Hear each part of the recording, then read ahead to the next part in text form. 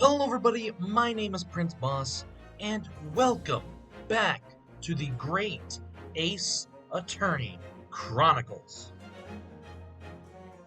First one. Last time we basically just saved ourselves. And we almost lost again. Had to do another summation examination. Oh. And, well, well, let's just say that we barely got out. We finally got this, Benedict guy to come out. We didn't get him to come out yet. But we will be having him on the stand today. So please, give it up for the Great Ace Attorney Chronicles. Let's get started in 3, 2, 1.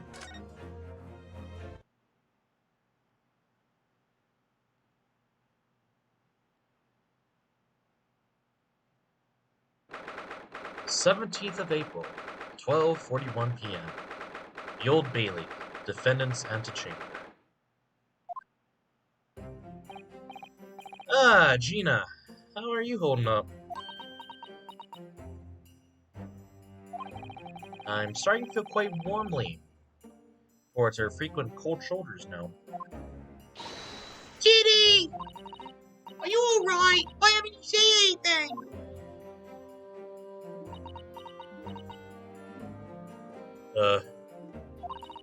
What's the point, Why go through all this trouble and fight so hard for the likes of me?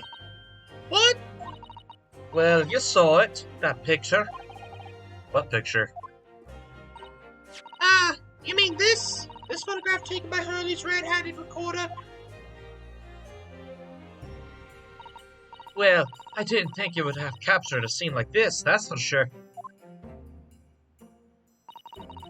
It's hopeless. Anyone who sees that's gonna think I did it, ain't they?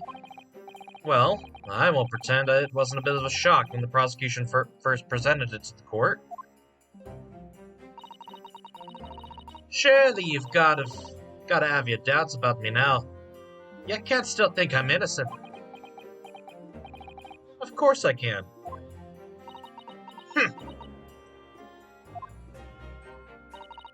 Kitty, why don't you talk to us? Tell us what really happened that night. Eh? Bruno's cleverly managed to piece together a lot of new information, but still, we'd really like to hear it from you.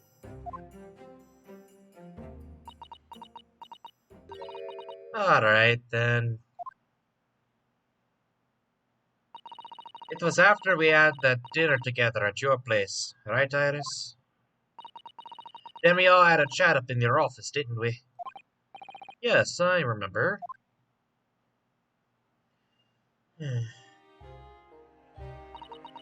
After that, I just couldn't get to sleep. So I slipped out and went down to the street to 2 to 1. To Windibank's place, I had to know if Iris' story was there or not. The Hound of the Baskervilles. I don't know what it's about or nothing. But if you ask me, there's something in it that Sholmes don't like. Something what they don't want people reading. So that's why he lied to Iris about sticking it with Ludwig. Sticking in Ludwig. What the hell? I can't read that. Sticking it in Lug with Windibank for safekeeping. At least, that's what I thought at the time. So you broke into Windibank's? I just had to know if it was there or not. I mean, I had no idea all of that was gonna kick off, did I? I struck the lock and snuck inside. It was dark as you like in there. What? It was dark as you like in there. What? What does that mean? I don't understand what that means. So I gave the oil lamp on the counter a bit of wick, And that's when... What do you think you're doing? I nearly died, I did. The next thing I knew, I'd grabbed the gun off the counter and was waving it in the air like, I don't know what.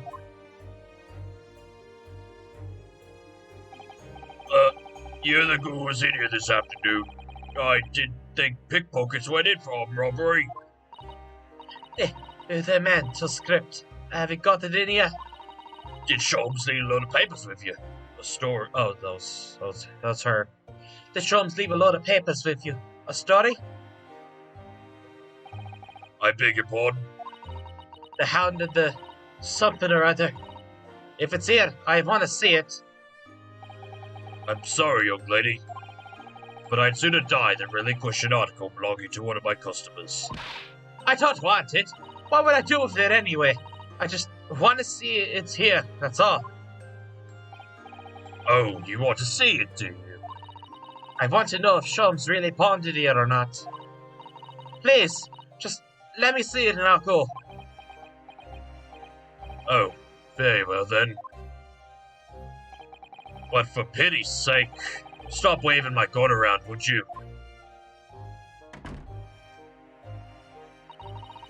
So then the old cove unlocked the storeroom door, and we both went inside.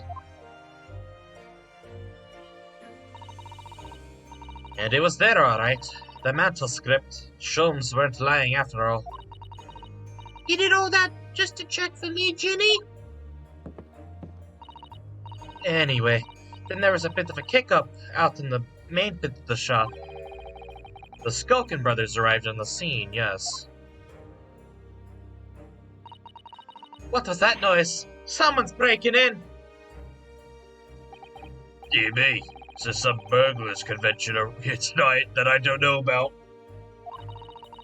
I think I forgot to shut the door behind me. Sorry.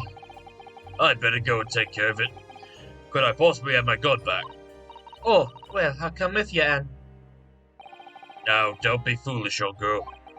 You must stay right here. Don't leave this room under any circumstances. And with that, he took the gun out of my hands and walked back into the shop. I hung back in the storeroom, like he said, straining my ears in the dark with what was going on. It sounded like they got into a bit of a scrap. I started to think I should help, see? So I was just about to go out the storeroom myself, when... 2 gunshots. I heard a couple of shots go off. 2, I think. Almost at the same time. And then there he was, right at me feet, lying face down on the floor. I was right next to the storeroom door, so I slammed it shut and locked it quick as you like. Because you thought whoever had shot Mr. Windibank might come for you. Yeah, so I went to grab the old cove's gun. I figured I'd put up a fight at least. But when I got a better look at him, I knew.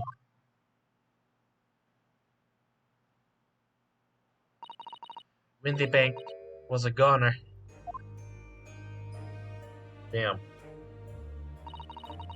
I felt funny in my head all of a sudden.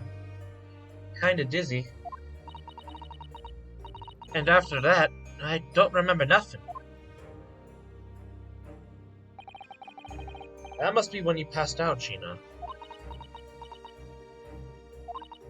If I hadn't done what I did, the old cove might still be alive.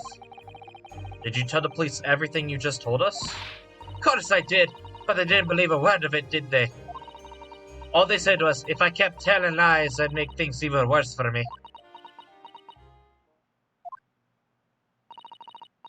It'll be alright, Ginny. Don't worry. Just stay strong a little longer. Rita's about to pull the real culprit through the mill. That cove. Oh, sorry. That cove, what was there in the afternoon? That's Eggert Benedict. See the one? I still remember how he looked at me. Like I was nothing. He, he was there that night. I knew it. We don't know his real name yet, but I'm convinced that he's involved somehow. Anyway, thank you for telling me what happened, Gina. I appreciate your honesty. What? You can leave it all in Bruno's capable hands now, Ginny.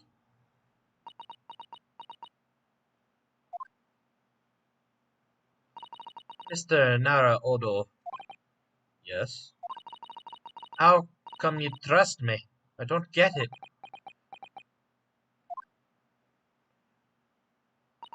I mean, have you forgotten what happened here before? Come on, it was only 2 months ago. Me and McGilded, we took your whole pack of lies. And you got the bog trotter off with him, even though he was a killer. No, I could never forget that. Oh, I did what I thought was best at the time. But the pain of that error of judgment doesn't get any easier to bear. Still, don't forget that I also made you a promise. I told you that I'd be on your side to the bitter end, no matter what. But what if I'm lying? You could be working to get another killer off the hook for all you know. God, I can't read today, I guess. I was once in your position, Gina. I was the accused in a trial. You were? Before I left Japan, I was accused of murder. As strange as it might sound, the circumstances of the crime are pretty damning. I was sure that no one would believe it wasn't me who'd done it. Oh, Bruno. But there was one person who stood up for me, who believed in me, and was prepared to defend me.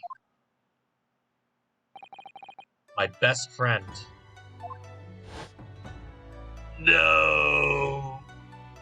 No, I forgot his voice! Ryunosuke, no one believes in you more than I do. Leave this to me. All you need to do is put your faith in me, and I'll do the rest. I was so happy. I cried. But even then, somewhere inside me, I couldn't help thinking, surely he doesn't really believe in me. Not completely. But I was wrong.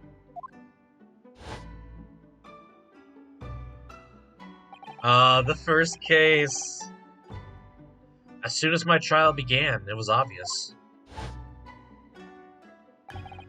that he had an absolute unwavering belief in me.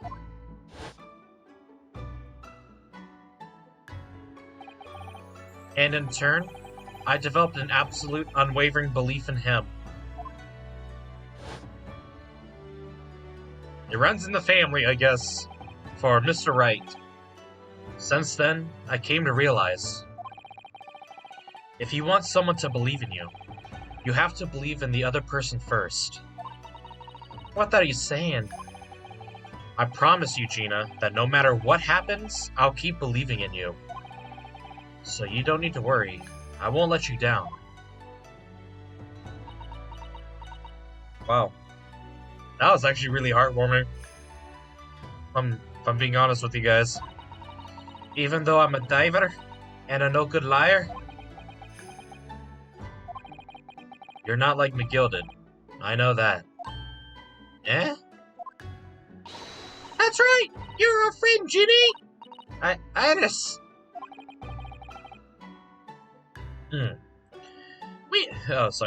We know you're better than you think. And we've come to the conclusion that you're someone we can trust. Yes.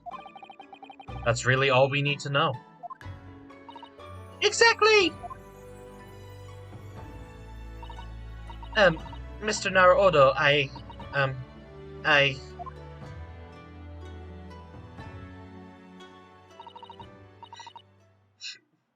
Yeah. Oh, well, here we go. Defendant Lena Lestrade, Gina Lestrade and her legal representative. Court proceedings are about to resume. Please enter the courtroom immediately. Yes, of course. Thank you. Uh-huh. I've been both a defendant and a defending lawyer in my time, so I knew only too well just how hard it was to put all your faith in another. And I also knew just how hard it was to bear the burden of another putting all their faith in you. This is it at last. The final chapter. The final battle. Wish me luck, Sasada-san. And I hope you're watching over me too. Partner. Let's go. Let's go.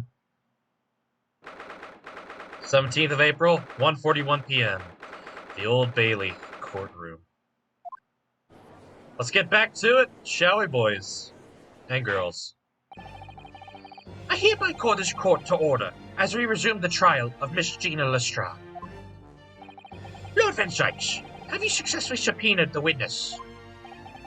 Subpoena was delivered to the communication station where the man worked immediately, my lord. However, the heavy rain has delayed the arrival of his carriage, it would seem. I see. Let us turn our attention to Inspector Gregson's crisis of the case heard by the court this morning. Your glaring omission of the third bolt in your report is a serious blunder, Inspector. Yeah, I can only apologize, my lord. And although the defense's chemical analysis of the blood at the scene makes for a compelling argument, I cannot permit such untried methods to be used as evidence in my courtroom.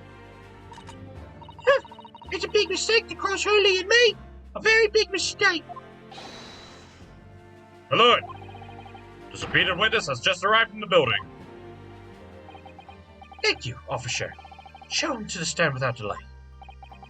Mr. Eggert Benedict. I didn't expect to be crossing paths with him again so soon. And certainly not like this.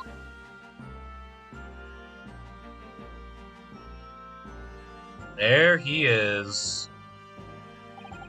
Thank you for complying with the court's subpoena at such short notice, sir.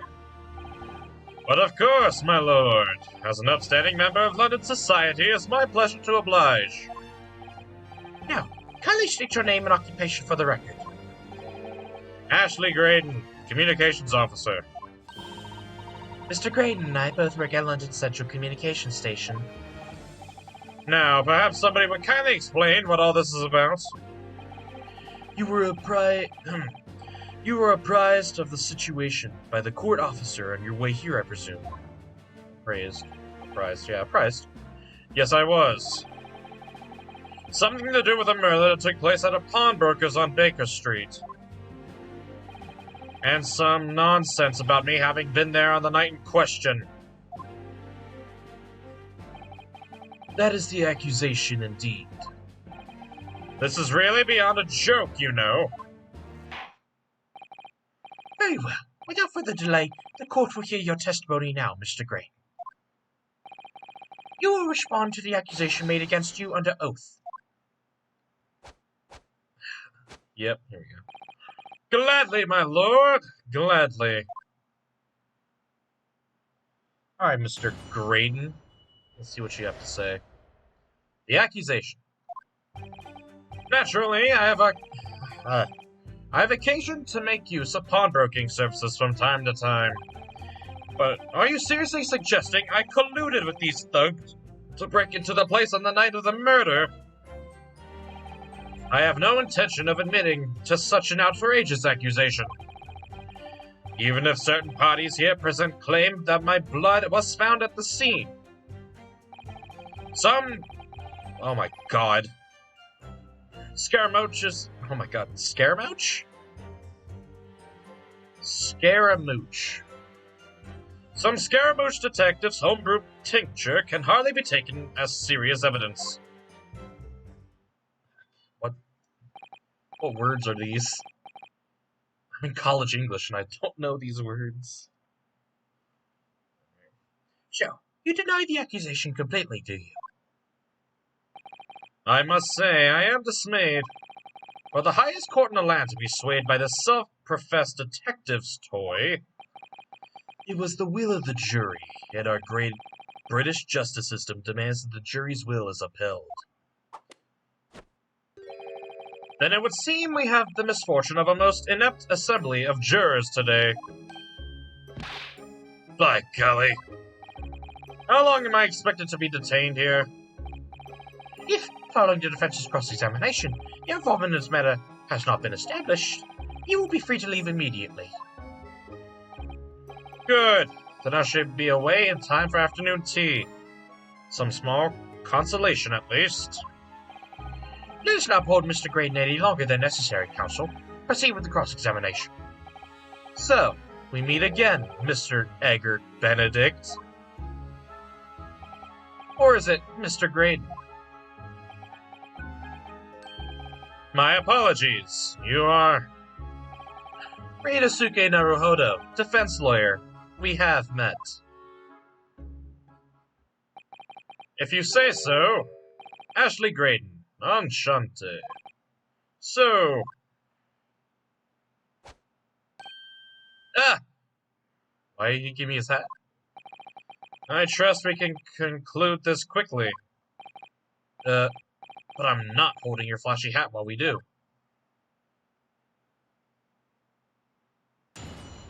Apparently that's what I just did. Apparently? Naturally, I have occasion to make use of pawnbroking services from time to time. Hold it!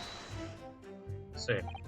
Yes, we even met in the very pawnbrokery where the crime took place on the afternoon of the day in question. Though, of course, you introduced yourself by a different name at the time.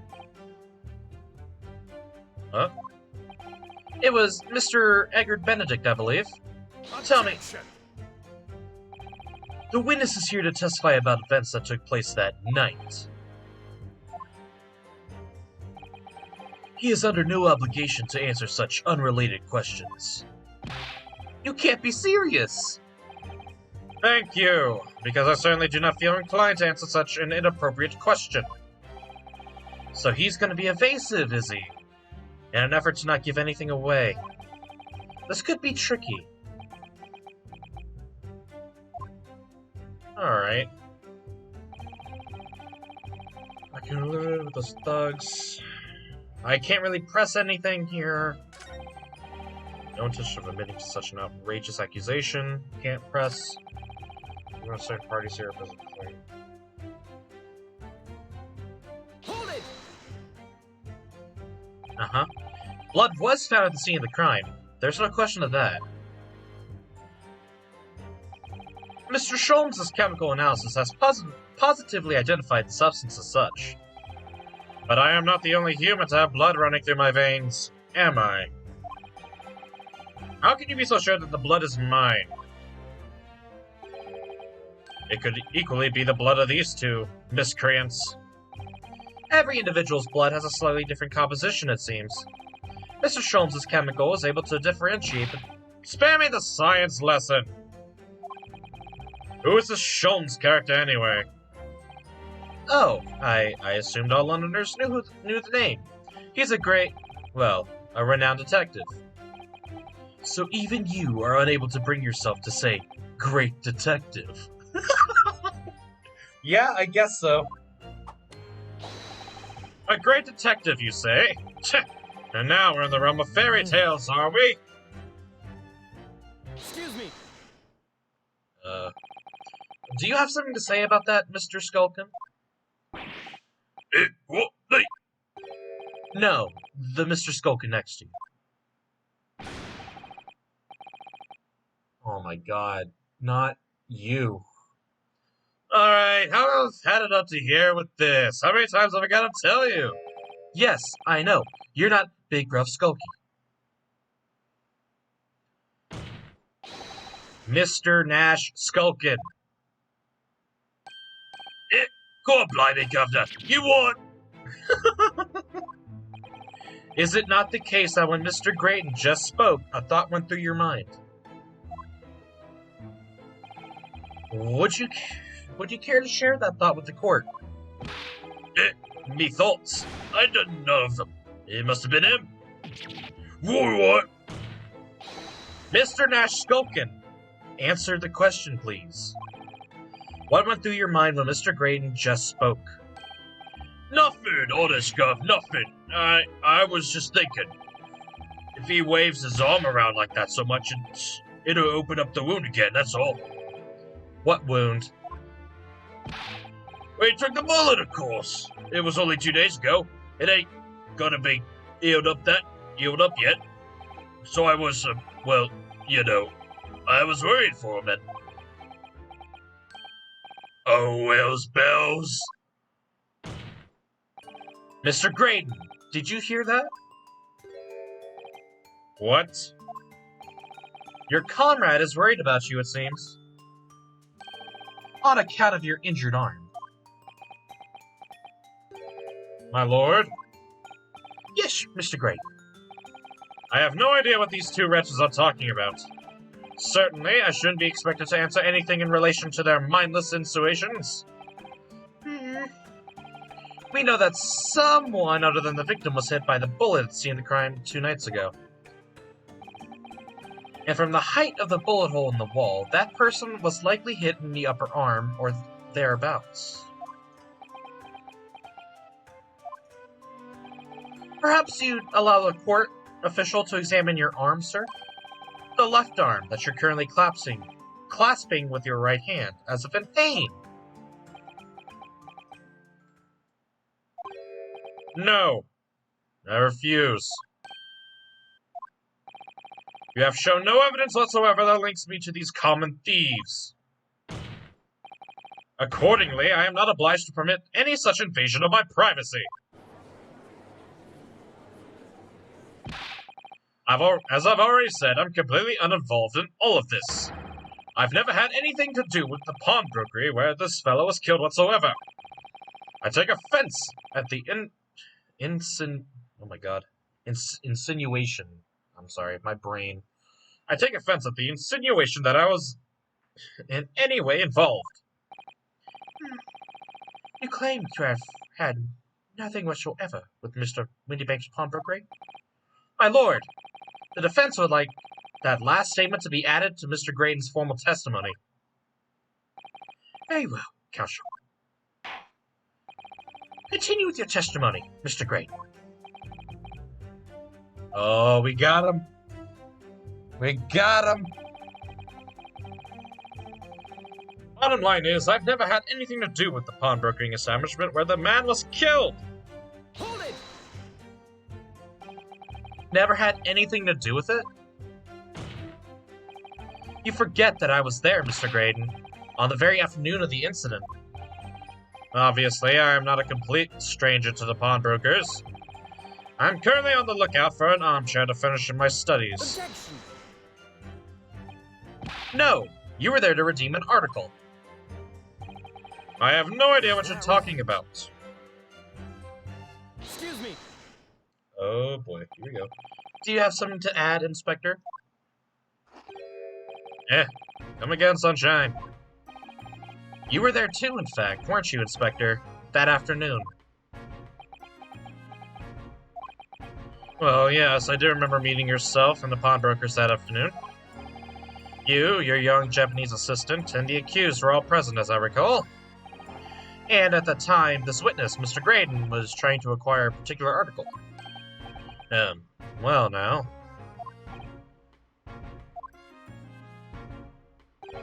I'm afraid I don't remember too clearly. What? But you must! I'm not gonna lie and pretend I remember something that I don't. What's going on here? Rex, they showed us a picture before, didn't they? You know, from the cameras that Hurley installed in Windibanks. Yes, of course. Indeed, and the gentleman pictured bears a striking resemblance to the witness, I must say. That's at 11. Exactly, which proves that Mr. Graydon was in the shop on the afternoon in question. 11 o'clock isn't the afternoon, but okay. At no point have I denied that fact. I merely entered the shop to peruse the articles on sale and have a word with the broker. Nothing more. This makes no sense. I understand why Mr. Grade might be trying to cover his tracks.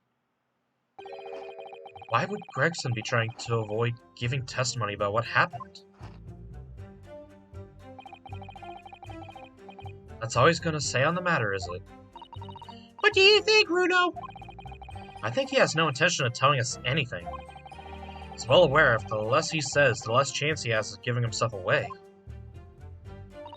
The complete opposite of Hurley, then. He seems to think he has more to say, the better. Well, at least I managed to prise a little more information from the witness's lips. All thanks to the Skulkin brothers. Yes, they were the key to it after all. So he says he has nothing to do with Windibanks. Well, we know that's not true. Perhaps now would be a good time to have a proper look through the court record. Good idea. You never know what tiny scrap of information could become a valuable weapon. Would I have to present the disc here?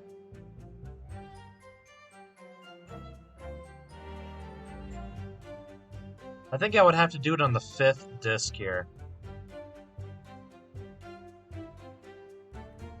Yeah. Because that's what he got. That's what he took.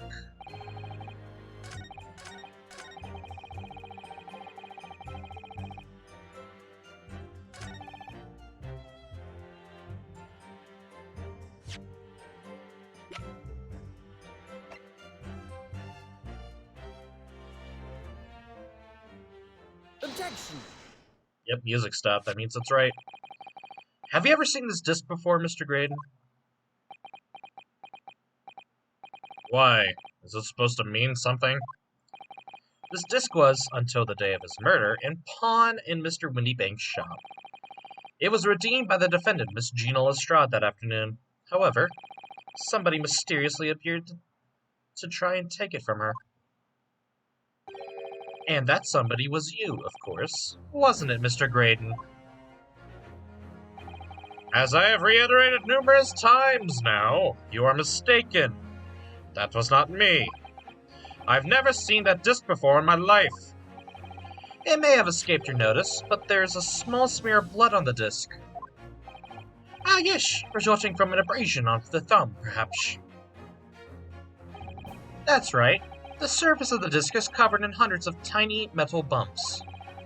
In the skirmish to acquire the disc, the thumb of the person who tried to take it suffered minor lacerations. So, while the disc bears the remnants of that skirmish in the form of the smear of blood, the thumb of the person in question must bear the remnants also, in the form of a scratch. Good gracious! Indeed it must. Mr. Graydon! You refused to allow a court officer to examine your arm before. Are you now going to refuse to allow us to examine your thumb? Because I have no doubt that it bears a small scratch consistent with the smear of blood on this disc. Oh, we got him on the ropes. Well, it would seem I underestimated you. What's the meaning of this? So you admit it now. You admit you have a scratch on your thumb from when you attempted to take the disc from the defendant.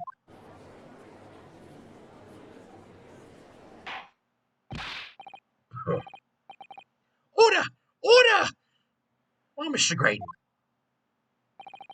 It would appear there has been something of a misunderstanding here.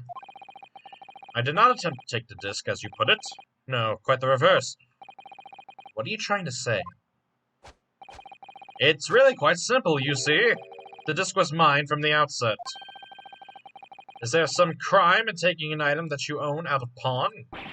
What? It would seem, Mr. Graydon, that in this piece of evidence, my learned friend has established a link between yourself and the incident. Accordingly, you will tell the court everything you know about this disc now. As you wish. Though I'm quite sure it has nothing whatsoever to do with the pawnbroker's murder. Yeah, I'll see about that. Witness testimony number 2. There's a note on the disc saying, "For McGilded," but that item belongs to me. The redemption ticket was stolen from me by the accused, that filthy guttling on the day in question. I proceeded at once to the shop in order to explain my situation and redeem my article. In the end, of course, the disc was taken by the police. In other words, I had absolutely no reason to break into the shop later that same night. Oh, really? Did I hear you correctly, sir? Miss Gilded, you say? The famous London philanthropist? Who perished in this very courtroom 2 months ago after being acquitted of a distinctly messy murder. Distinctly. Yes, my lord, the one and the same. Good Lord! Mr. Creighton! Are you saying that Mr. McGill and yourself were acquainted? Yes, that's correct. Ah, yes. 2 douches. Of course.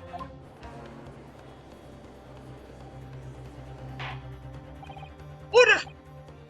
Well, I surely didn't expect to hear that name uttered here in my courtroom again. According to what Gina told us, this disc was placed in pawn on that fateful night 2 months ago. McGilded himself gave instructions to deposit it at Windibank's. It's funny that Mr. Crane here is claiming the disc belongs to him then, isn't it? In all likelihood, he's lying. So he appeared that afternoon at Windibank's in order to get his hands on McGilded's disc for some reason. Counsel, you will commence your cross-examination, please. Alright. It's time to cross-examine the witness. Let's do this. Note on the disc saying for McGilded, but the item belongs to me.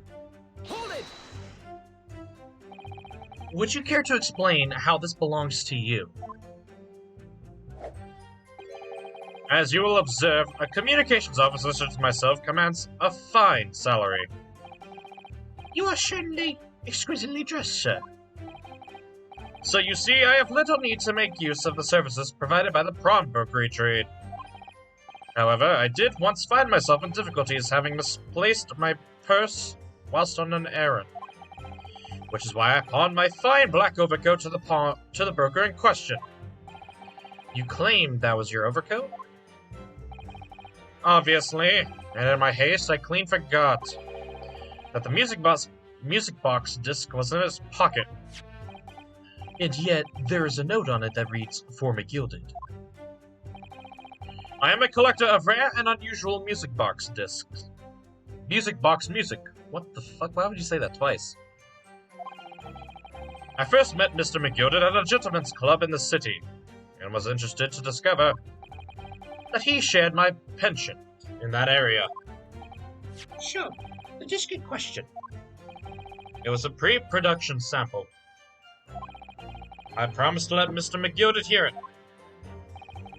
But then you forgot it was in the pocket of the overcoat you were forced to pawn. Yes, exactly. Gina didn't mention any of that in her testimony 2 months ago, did she? No, because Mr. McGilded had threatened her to keep her mouth shut. Which means that if we dig too deeply here, it's going to expose Gina's perjury. Oh dear, this is complicated, isn't it? Let's leave it alone for the time being. Redemption ticket was stolen by me. Big question. Can't really get any more information out of that. I proceeded at once to the shop in order to explain my situation. That's true, we were there. And of course the disc was taken by the police. Hold it! What do you remember by that? Yes, it was taken by Inspector Gregson here, wasn't it? That's right. This was the very man.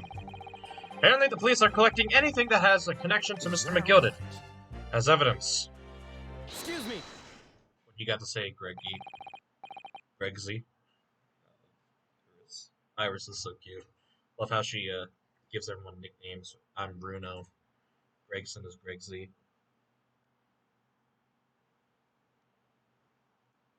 Don't know what she says. Is something wrong, Inspector? What do you mean? The last remark Mr. Graydon made in his testimony seemed to trouble you in some way. No, it didn't. It's nothing. Leave it alone. Let me ask you this, Inspector. Why is Scotland Yard gathering Mr. McGilda's possessions? I can't tell you something like that, sunshine! What is it, Inspector? Investigative secrets? Yes, exactly. You should know all about that. Magnus McGilda, who died so unexpectedly after his trial 2 months ago. A man renowned throughout the capital for his great contributions to public life. Yet he had a dark side, too. What are you going on with this, Van Sykes? I suppose the police are dealing with the aftermath of his nefarious activities, are they?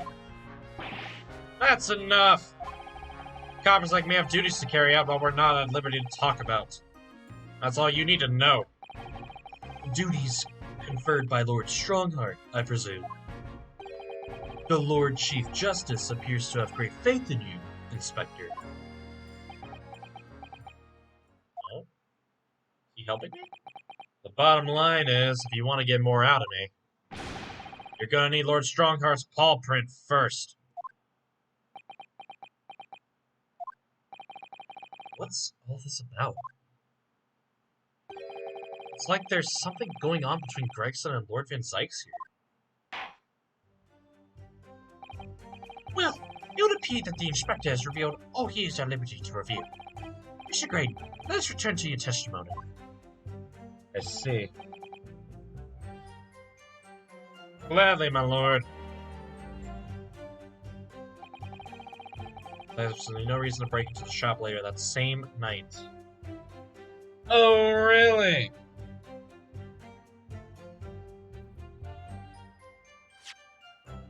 If I recall,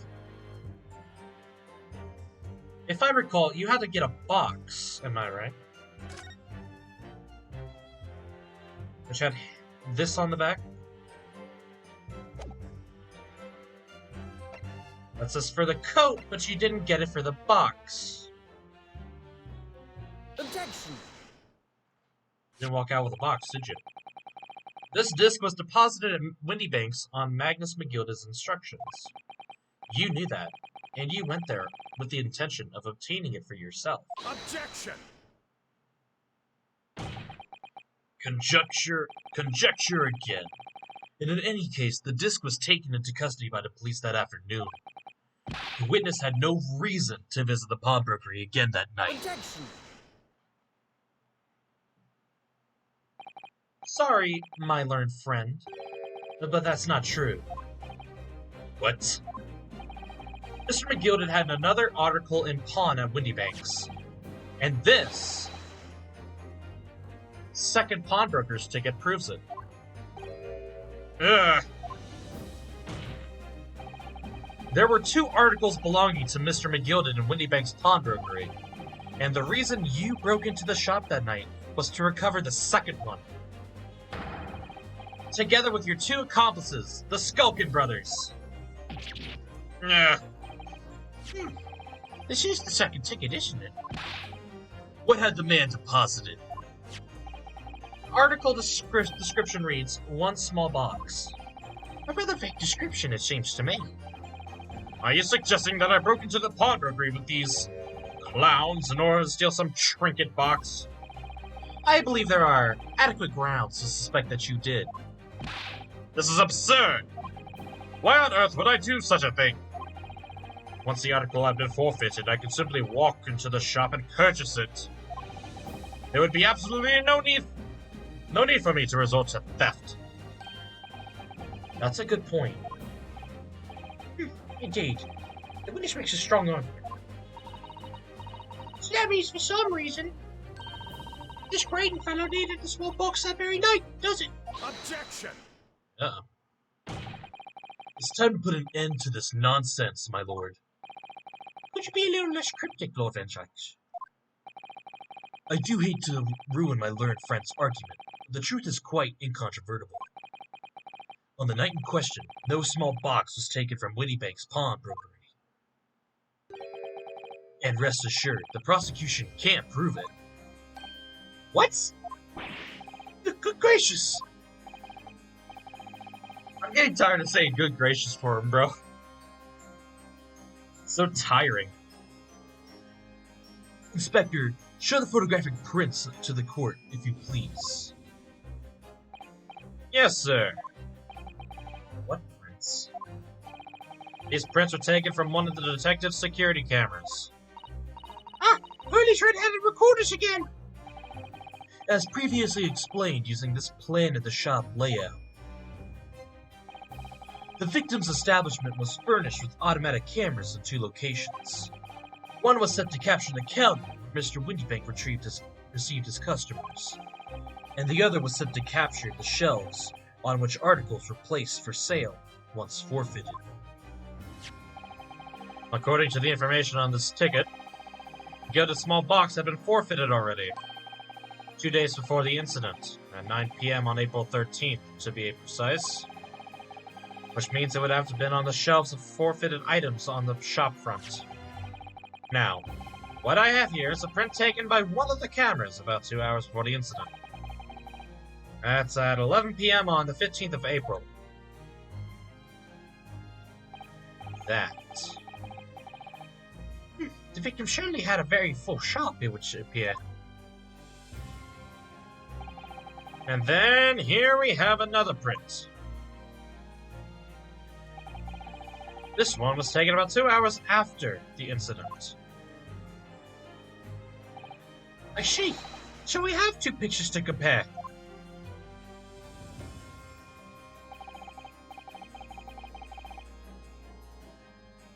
Alright. Alright. See if there's anything out of place, like, at all. Yeah, there is. This thing. It's moved. It's definitely moved. I wonder if he thought this was the box. Yo, I must say, this placing them side by side leaves me cold. Gimme. That's starting to make my head ache. Obviously, at Scotland Yard, we considered theft as one possible motive in this case. We explored the possibility of something to have been taken in addition to the victim's life.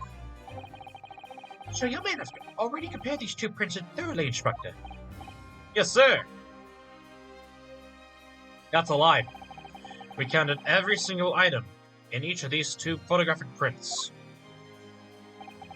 And the Yard's conclusion is that exactly the same number are present in both. In other words, nothing was taken from the pawnbrokery on the night in question. And my learned friend's assertion is nothing more than a hopeful fantasy. I don't believe it. If I could have just shown that he's stolen McGilded's pawn box. I might have been able to break him down at last. You know what, Rudo? I've been thinking. I wonder if these 2 photographs really are exactly the same. I'm slowly losing my iris. What? Sure, counsel. In light of the evidence put forward by the prosecution, what is your position? It seems that, in fact, on the night in question, nothing was stolen from the victim's establishment.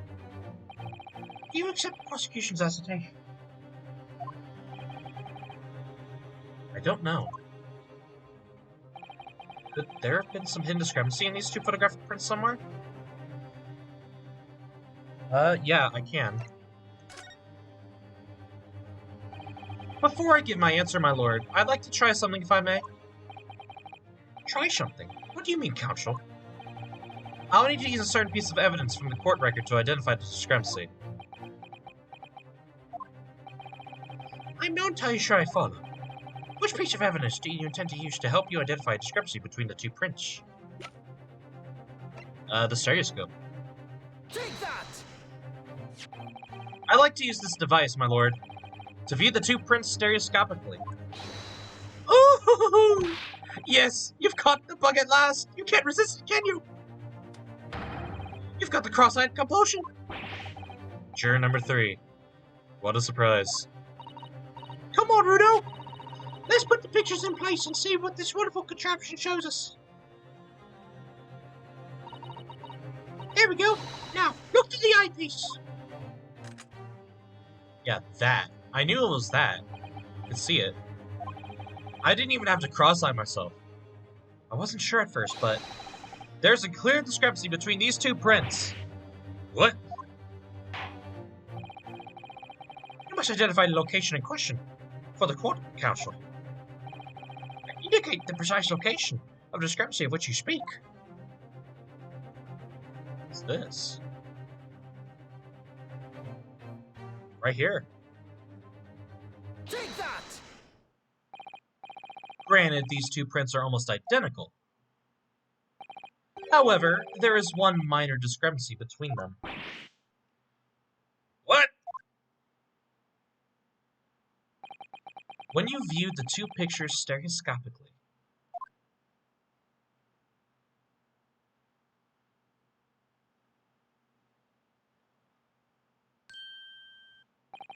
a single area stands out as being different. The location of this small box. Let me... wait. Unbelievable. By Jove, you're right! How extraordinary! What this tells us is very simple. Mr. McGilda's small box was indeed not stolen from Windibank's online question. However, there can be no doubt that somebody picked up this particular box and then returned it to its place on the shelves. Are you suggesting that the small box originally deposited by Mr. McGilda is in fact... Yes, the very same small box I just identified in those photographic prints. Objection! Mindless guesswork. What if it was? So a box was moved on the shelf. Nothing was stolen.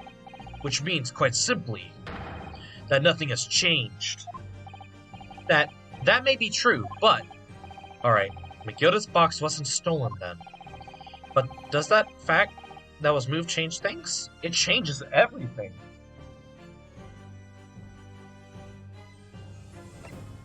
Everything. I believe this changes everything about the case. How can that possibly be? The crucial point is the fact that what was moved was the small box.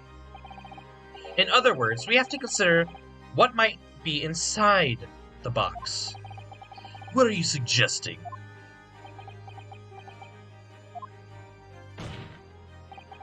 I am suggesting that we need to examine that box as soon as possible.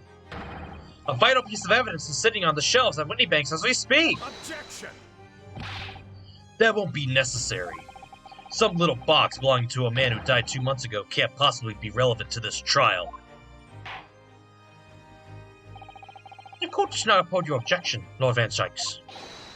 Bailiff, arrange for an officer to go to Baker Street at once. Obtain the small box in question and bring it back here for further examination.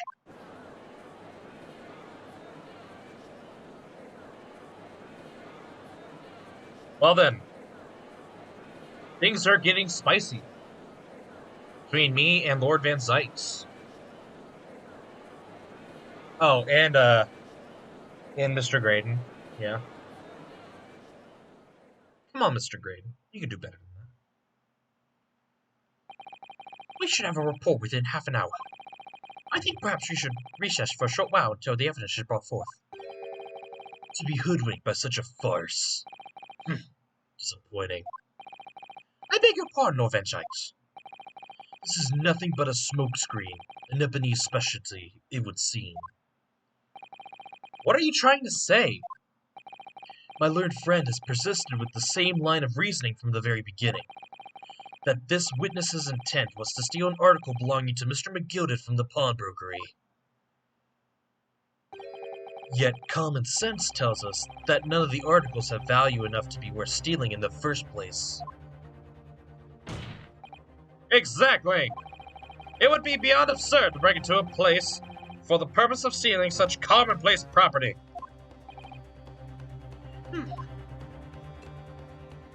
And here he goes pouring a drink.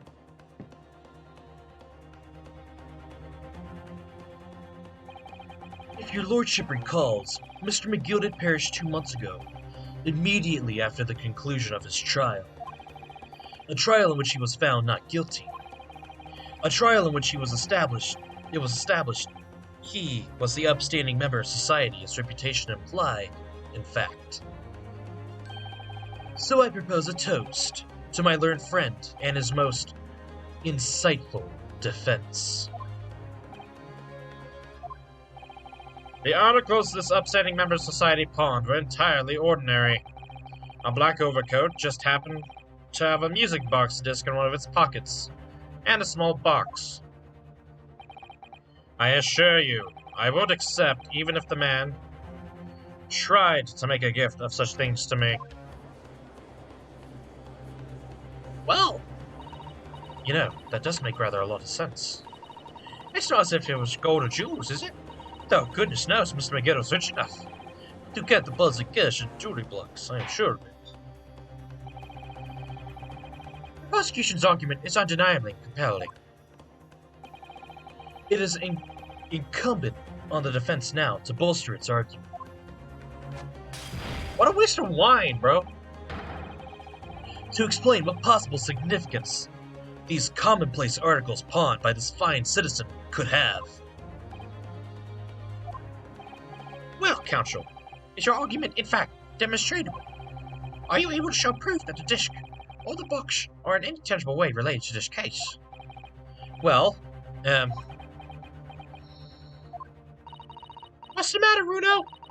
We know that they're related, don't we? They're both vital pieces of evidence. yes, of course. You and I both know that. We know McGilded's true character, and we know the disc is significant, even if we don't know why. But if we explain all that to the court at this point, we'll have to acknowledge that McGilded's acquittal 2 months ago was a mistake. That the defense's argument was flawed, based on false information. Oh no!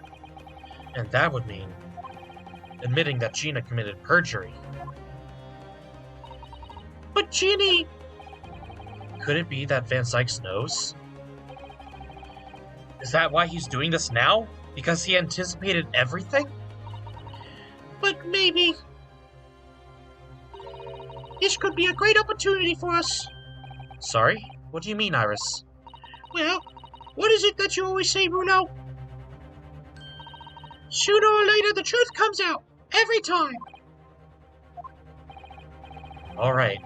The exact significance of the things that McGilded deposited at Mr. Windibank's is something that only Gina can explain to this court. But if I put her on the stand to testify about that, it could critically damage our chances of winning this case. Oh boy. What's the right thing to do here? We can't hold it back, because if we do that, then the box can't be admitted as evidence. We have to let her testify. My lord, the defense would like to make a proposal. Oh, What proposal, counsel? While the court awaits the arrival of Mr. McGilded's small box, I would like to call the defendant, Miss Gina Lestrade, to the witness stand. defendant. For what end? It's to do with the various articles deposited at Mr. Windibank's by Mr. McGilded, my lord. Miss Lestrade has information relating to them. I believe it would be beneficial for the court to hear what she has to say. It will prove the significance of the articles in question once and for all. Well, well, things are becoming interesting. I presume you've considered the implications of the testimony you're proposing. In particular, the impact it will have on the accused standing and, indeed, your own. I have. Lord Van Sykes, would you care to explain that last remark? The prosecution accepts the defense's proposal. I move to interrupt the cross-examination of the current witness and hear from the accused herself. Very well, if you have no objection. Sure. The court will now hear the testimony of the defendant, Miss Gina Lestrade. You witnesses currently understand may step down until further notice.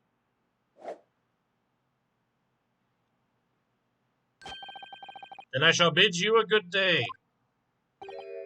Wait. You, sir, shall remain in the stand while Miss Lestrade testifies. As you wish. All right then, Gina. It's time. I know this will be hard, but please put your faith in me here. Good luck, Bruno.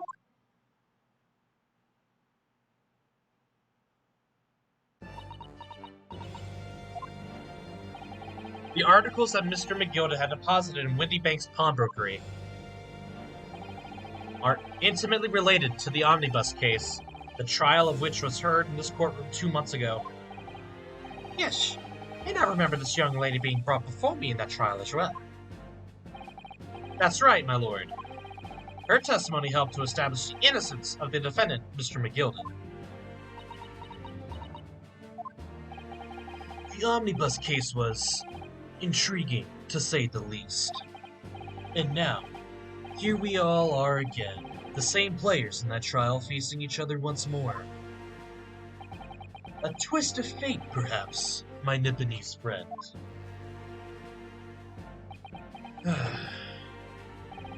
Allow me to recap the events of 2 months ago. An old brickmaker was stabbed to death in an omnibus running along London's winter streets. Apart from the victim, there was only one other person in the carriage, Mr. McGilda. Naturally, he was the prime suspect for the murder. But as the trial progressed, another possibility emerged. That the murder, in fact, took place above the defendant's head on the roof deck, with the body then being dropped through the skylight into the carriage below. It was Miss Lestrade whose testimony brought that possibility to light. At the time of the incident, Miss Lestrade was concealed under a seat in the carriage, hoping to pick the pockets of unsuspecting passengers. Then, immediately after the trial, having been acquitted of the murder, Mr. McGilda died in this very courtroom, in the most extraordinary of circumstances. A mystery that remains unsolved even now, 2 months on, as indeed the omnibus murder itself. Be that as it may, I recall neither the disc nor the small box being mentioned in the course of those proceedings. Miss Lestrade, would you tell the court now, please? What really happened in the omnibus 2 months ago, I mean? I don't know what you mean. I already said what I know. And what about everything you told us yesterday from inside your prison cell? Please, Miss Lestrade, this is extremely important. Remember, little girl, if it transpires that you willfully withheld information in the trial 2 months ago, the Home Office will seek to prosecute you for perjury. And naturally, you will lose all credibility as a witness. Although, let's face facts, you have little credibility to lose. Ginny, don't listen to him! Please, you have to trust Bruno now! Iris, we're on your side!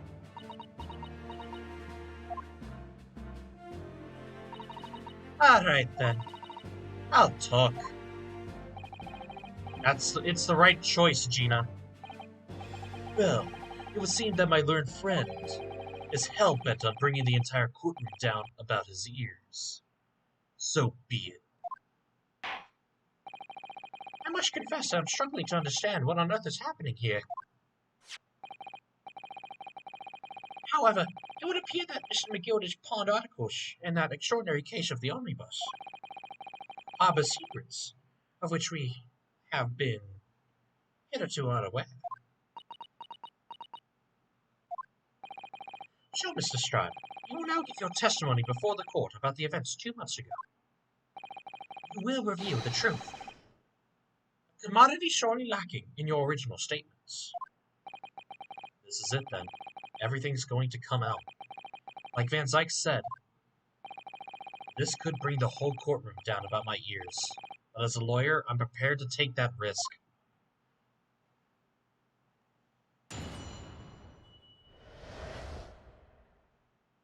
The real truth of the omnibus case. Truth is, that brickmaker Cove was in the cabin of the omnibus the whole time. When the Irishman dragged me out from under the seat, I saw that disc on the floor.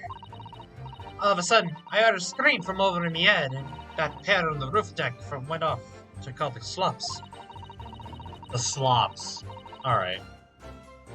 Alright. Anti-police rhetoric. Awesome. That's when Miss McGilda slipped the driver some tin to do a run to the pawn shop roundabout. He threatened me not to snitch, not to say nothing to no one about what I heard, seen or heard. Good grief, this is outrageous. What you've just told the court bears almost no resemblance to your testimony 2 months ago. As you say, my lord. Then there's every chance I may have just adjudicated an error in McGilda's trial. It sounds very much to me as if the man deliberately deceived this court in an effort to cover up the most wicked of schemes. Without doubt, your lordship is correct. A great injustice was done in this courtroom 2 months ago. The accusation of the accused in that trial, of his witness, and of my learned friend, are entirely inexcusable. I don't believe it. The whole trial was a farce. It's all lies. That McGilda fellow is rotten to the core, just like that pickpocket. Don't forget that lawyer from the east. They were all in it together. Get her wrong, the lot of you. Mr. Naruto, the lawyer there, he didn't know nothing of that. Humbug. I don't think so. Are we really expected to believe that? He really did champion doing up, didn't he? An operation to get the man off scot-free. Unforgivable, stop. Elias, have to stop. Yes, the defense made a terrible error of judgment. I intend to take full responsibility and suffer whatever consequences are deemed appropriate. However, it is imperative that the court allows the witness to elaborate on her testimony, because the true significance of McGilda's pawn article must be brought to light. Very well, my learned student friend. Given the depths of calamity you have just plunged yourself into, this may well be worth hearing. Words fail me. The situation is utterly deplorable. Mr. Naruhodo. Yes, my lord. I won't decide upon your fate following the conclusion of this trial. Of course, my lord. Blimey, Mr. Naruhodo. Now, counsel, proceed with the cross-examination. Oh boy. Real truth of the omnibus case. Hold it! And you were hiding in the cabin at the time as well, weren't you, Miss Lestrade?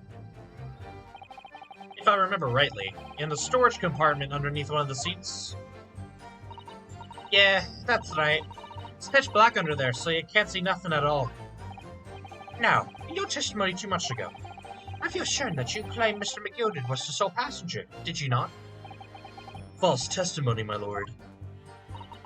That's what he told me I had to say. But it's important that you tell us the truth now. Were Mr. McGilda and the victim acquaintances? I don't know. But I did hear him talking a lot. What were they talking about? Well, I couldn't hear too well, but if I had to say, I think it was about money or something. They kept talking about buying and not buying. Perhaps business dealings of some kind. Well, anyway, they got louder and louder. Started to sound like a proper fight. I was very scared by then. I hardly dared breathe, and then, all of a sudden, I heard a noise like someone keeling over on the floor. It was blooming loud and all. And I believe he let out an involuntary scream. Yeah, that's what gave me away.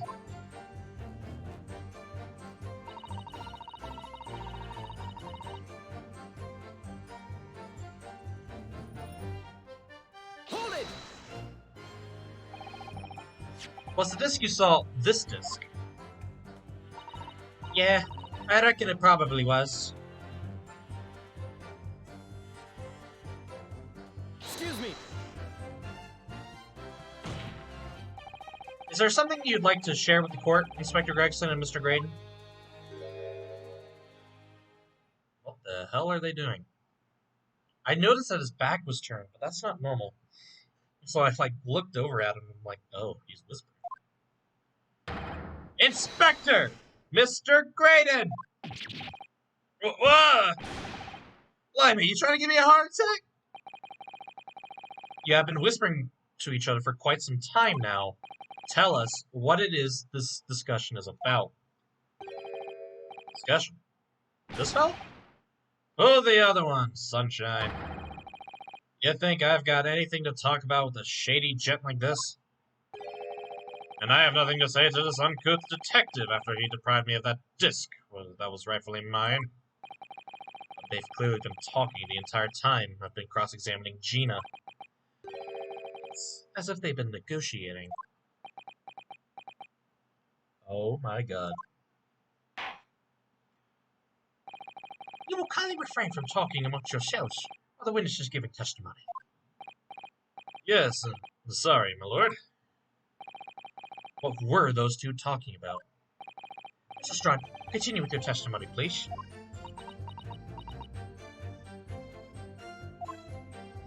Oh. All of a sudden, I heard a scream from over my head, and that pair on the roof deck went off to call the cops. Hold it! There were two gentlemen occupying the seats on the roof deck, I believe. That's right. Ah yes, these two gentlemen. They must have looked down through the skylight and noticed the cove with the knife in the guts. When they screamed, the driver put up the horses and McGildy got me out of sight. Heard a shite? Where? Back under the seat where I started off. Once the carriage came to an halt, the two colts on the roof ran off to fetch the slops. They immediately left to fetch the police. It would appear they were entirely unrelated to the incident. So they left Miss McGilded, the driver, and you still at the scene. Yeah, only the driver didn't know I was there because I was under the seat. I heard the cabin door open and a voice from outside. The driver, yes. He also testified in the trial, I believe. Oh, don't tell me I have to voice him again? Okay, thank you.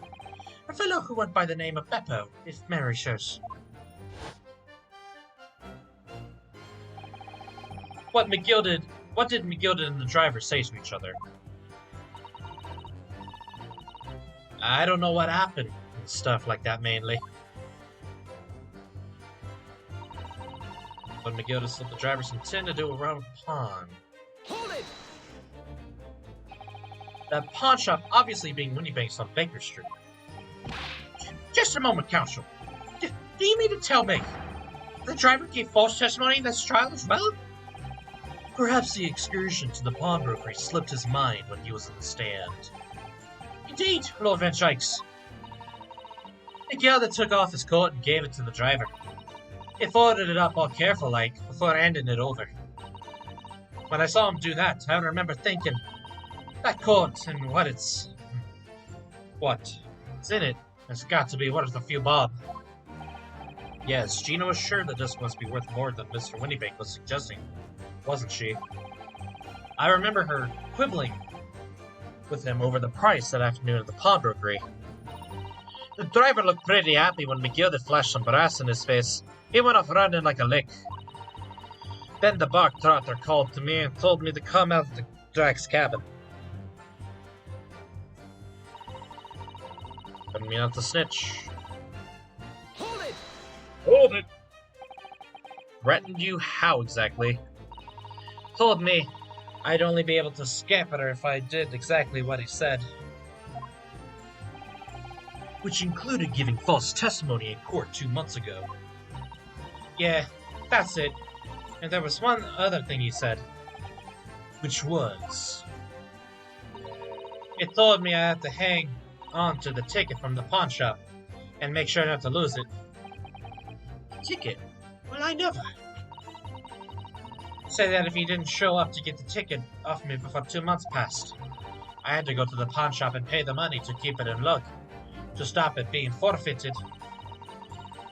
He left me with some brass to pay for it. But really, why on earth would Mr. McGill have done such a thing? Depositing his overcoat with a pawnbroker before the arrival of the police makes no sense at all.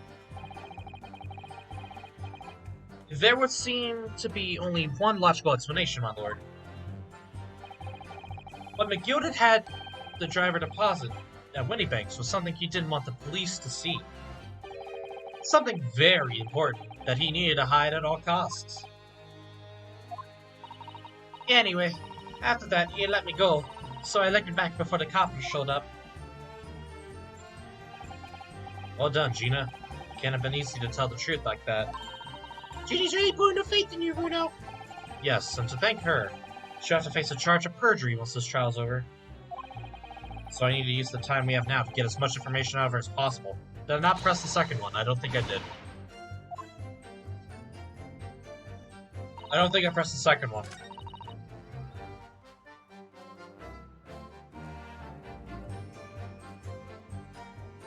I thought I pressed every single one of them.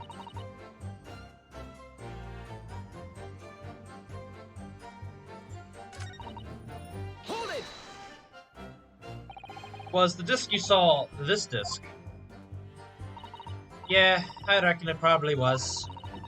It was right next to the cove lying on the floor. Did this disc belong to the victim, perhaps? I don't know. But Miguel did pick that up pretty smartish. And then he set the cove with the knife in his belly up on the seat. What did he say to you at the time? He told me not to say a word about what I seen or heard to no one. About the disc and all. I was dead scared, the way he looked at me. I thought, if I didn't go along with it, I'd get stuck with that knife, too. Then he started asking me a lot of questions. Like what my name was and where I lived and that. He asked me about being a diver, too. But after a while, what had happened to the carriage was noticed. Yeah, that's right. First there was a kind of rapping noise. Thank you, Mr. Stroud. Thank you, Counsel. I've heard enough. I believe we now have a reasonable understanding of what actually transpired on the omnibus. It would appear on the night 2 months ago, a negotiation was taking place on the omnibus. A negotiation concerning this disc. However, matters did not run smoothly. When the parties involved began to quarrel over price, Magilda took what he wanted by force, at the expense of the other man's life. Which proves my point. The disc is clearly extremely valuable in some way. Although I don't understand why as yet. And 2 days ago, precisely 2 months after the omnibus incident, McGilded's coat and its contents were due to be forfeited. I didn't know what I should do with the ticket. I mean, the cove died right after his trial. I knew that. So you decided you would try to claim the articles as your own. Well, why not, huh? They were only going to be forfeited. Why shouldn't I have gotten them? Anyway, you can't blame me for thinking about it. Thinking ain't no crime. Mr. Stroud, it would appear Mr. McGilded was prepared to kill in order to take possession of this disc. You know what that would be? I ain't got a clue. But I reckon it must be worth a fair bit of brass. It probably was going to sell it. And you can't blame me for thinking that. Thinking ain't no crime.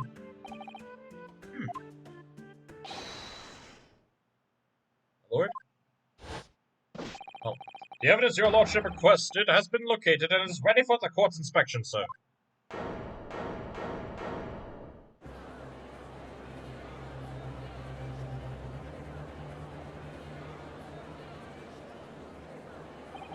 The mysterious little box deposited by McGilda 2 months ago. There's no doubt in my mind that it's a key piece in this far-reaching puzzle.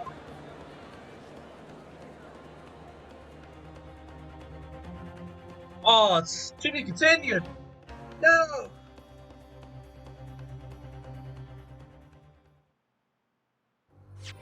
God damn. So we had to make the tough decision of whether or not Gina should be telling the truth at this point. Which she should. That's definitely really good to hear. The truth is always going to come out in these games, always. God, I guess this episode was not the end like I thought it was. So I guess next time, fucking part 4. I guess next time, well, I hope part 4 is going to be the finale. I really hope so. If not, I'm going to lose my shit. I'm going to. Anyway, that's it for this episode. Please leave a like if you enjoyed. I don't expect you to, but you know, whatever. I understand if you won't. Subscribe if you really want to see more content by me.